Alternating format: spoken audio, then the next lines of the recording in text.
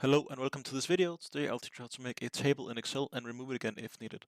Let's say you have a sales forecast here for a year and you want to make this a table.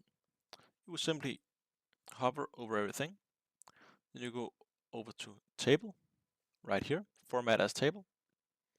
Then you take one you want. I have blue here, so let's just pick another blue. And here it's going to mark the data that you want to the table. Just press OK and my table. And now I have a table, and let's say you want to remove the first quarters, last quarter, so you just, let's say, remove like so. Perfect. Let's just undo that. Let's say you want to remove it again. You simply mark it, right click it, then you have to go down here to table, then you have to convert to range. Do you want to convert the table to a normal range? Just press yes.